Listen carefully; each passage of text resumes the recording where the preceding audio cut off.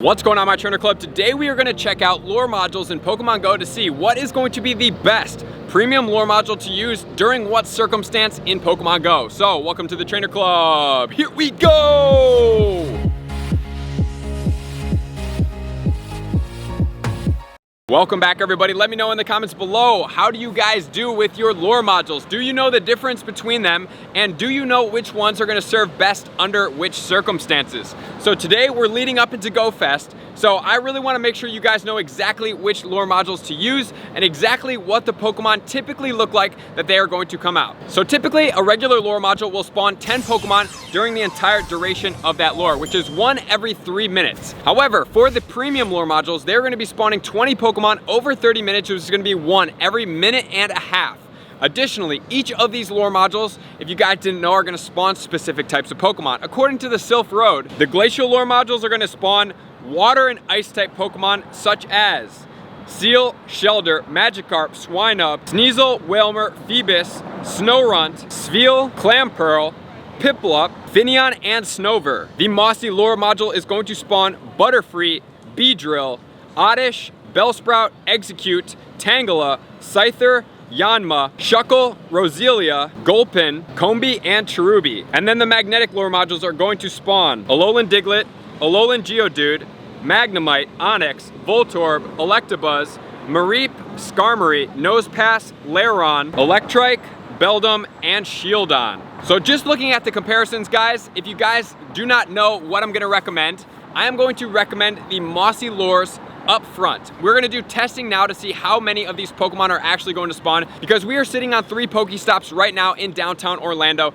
getting ready to go for Go Fest. And even if Go Fest isn't going on, I wanna make sure I recommend not just for event purposes, but also for non-event purposes, or even for events that don't have specific spawns and may have specific bonuses. So also, the thing you guys do have to know is that typically the lures will spawn one of the guaranteed pool, and then the next one will be potentially a Pokemon from the random pool. So it doesn't only spawn those Pokemon, but typically it's weighted more in the direction of those specific spawns we just covered. When analyzing the lure modules, we're gonna break it down into 5 categories. We're gonna do in the pool of Pokemon that are suggested from the Sylph Road for this lure module. We're gonna do out of pool, and then we're gonna do first evolution, second evolution, and third evolution Pokemon, so we can make sure to know if it is a Stardust event, which lure module is gonna get us the most Stardust. And then obviously, as the weather changes, these lure modules are going to produce differently. For the Glacial Lure, the best weather conditions lined up are going to be rainy weather as well as snowy weather to boost the water and the ice. For the Mossy Lures, we have actually 3 conditions that are going to affect this. For the grass, we have sunny weather. We have for the poison, that's gonna be cloudy weather. And then we also have bug, which is gonna be rainy weather during this. The rainy weather is gonna be the best, as well as the cloudy weather, because it's going to boost the 3rd tier evolution Pokemon in here. And then as far as the magnetic lures, they're gonna be boosted in 4 different conditions. It's gonna be partly cloudy to handle the rock type Pokemon. We have electric type Pokemon that are like magnets, similar to the Voltorb, that's gonna be in rainy weather. We do have sunny weather that's gonna hit the Alolan Diglets. We have snowy weather that's also going to hit all of the steel type Pokemon. So 4 conditions for that. So let's start off with the top, which is gonna be the Glacial Lure module. We are going to drop 3 right here, right now, and start going. The Glacial Lure modules are popped up. We are gonna sit right here, and we have our first spawn, which is going to be a Piplup spawn. And we have a Sveal sitting there as well. And we're gonna move up just a little bit, because now we have a Carvanha. Make sure I'm sitting in these lures properly so I can make sure to get all of these Pokemon. So I'm gonna go ahead and sit here and quick catch. We're gonna highlight any of the cool Pokemon that we do see, and then we're gonna go through each of them and break down what types of Pokemon we see. We have a Phoebus, we have a Magikarp, and then we have a Seedot as well. So it's not always going to be the spawns that we have talked about, but there is a higher possibility, for the most part, that those spawns are going to be it. So with that said, during the event time, guys, the spawns could definitely change over to what it is. But if one of these Pokemon that we are covering is an event spawn and it happens to show up, like look, we just got a Teddy because of the partly cloudy weather around here, it's very notable that not only will these spawns be influenced by the events, they will also have Pokemon that are gonna be from around that area as well. And then here comes the token Whalmer. Do you guys think we'll get a shiny the entire time that we sit here? And then we now have Temple. So Temple, definitely, since it's a newer Pokemon, could definitely have been added into the pool. And then we do have a Sveal as well, and there's a Shellos in here as well. So it definitely looks like there has been Pokemon added. And so maybe in the future, you guys may come back and reference this list and be like, oh, this Comday Pokemon, it's a water Pokemon, it's not on this list, we can't use the Glacial Lures. Probably not the case, guys. For Piplup Comday, great time to use these lures. Granted, they are on that list, but other things like future Pokemon like Oshawott could potentially get added into this lure pool. And since we are in Florida, we do have the Carnivine spawning. And then there is the Token Gulpin, and we have a Spheal. So for here, like I mentioned, this is a Glacial Lure. It didn't say in there that Oshawott is going to be a spawn. However, there is an Oshawott sitting here for us to go ahead and catch. I don't have too many of these guys, so I'm gonna go ahead and use a Pineapple Berry during this time. So we do have a Teddy sitting here, we have a Bidoof, and then we also have a Larvitar, which is most likely due to the weather boost. So we just caught the last Pokemon in the 3 Glacial Lures. I know this is an incredibly big sample size, but we did go for 30 minutes on each lure, obviously. So in pool, we were able to get 22 Pokemon that was recommended by the Silph Road. As far as similar Pokemon, we did get 10, and then as far as out of pool Pokemon, we got 21 that were out of pool. Meaning that 2/3 of the Pokemon coming from these lures were either in the pool or they were related to ice and water type Pokemon. And then 1/3 of them came outside of the pool that were recommended based on the area that we're in, as well as the weather conditions.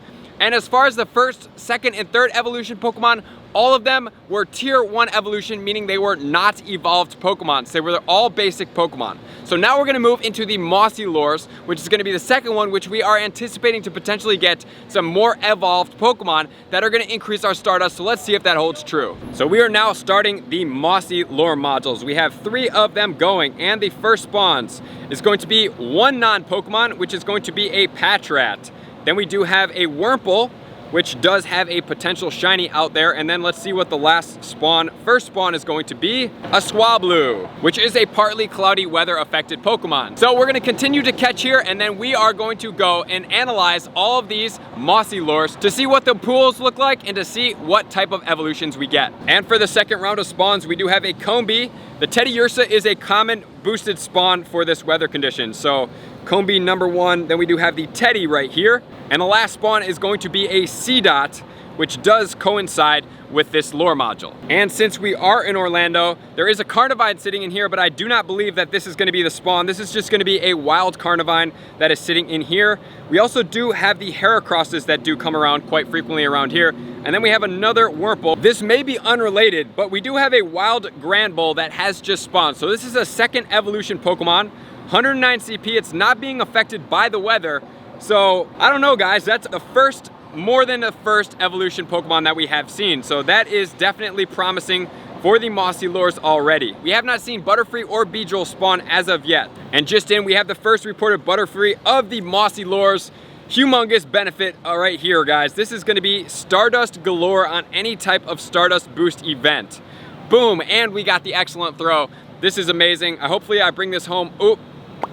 They do get a little feisty right here.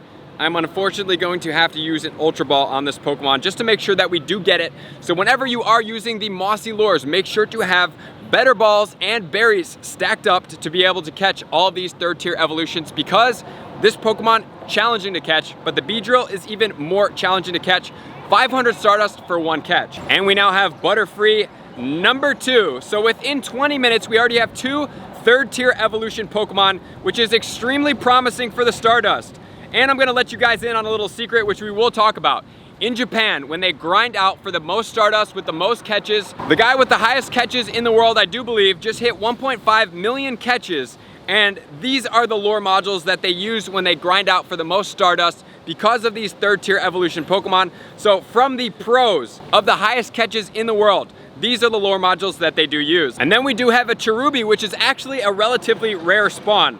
So that's pretty cool in itself, just right there. If you guys don't have Cherubi and you do need one, these lures would definitely be a way to get one. And we now have a Beedrill as well. So we've officially gotten the both of them. So Beedrill is a challenging Pokemon to catch because it does typically take a little bit more effort. So I'm gonna go ahead and unfortunately use another Ultra Ball here. Should get that bounce back right there, get the great throw. Hopefully we're gonna be able to bring home this Beedrill. That will also be 500 Stardust. This would not be a bad Pokemon to use a Golden Berry on, or even a Silver Pineapple Berry. It is gonna give you additional dust as well as additional candy. So you would get 20 candy for the catch right here if you had a pineapple berry. If it was double candy, it would be 40, which is pretty lucrative. And then if it's triple Stardust, minimum 1,500 Stardust for the catch. 500 Stardust right there. And then we do have a Patrat as well as a Gulpin. And we have just finished up the Mossy Lures. 30 minutes worth of 3 Mossy Lures. We got some pretty good Pokemon. So we do have some Pokemon in here that are new. So we have Illumise, which is a bug type Pokemon, which makes sense. We have the Beedrill, which is standard. It does have Wurmples as well as Venopedes.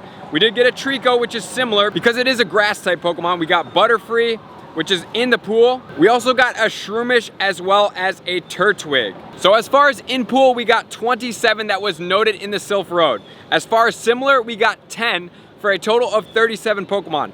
Then we got out of pool, which is gonna be 17 Pokemon.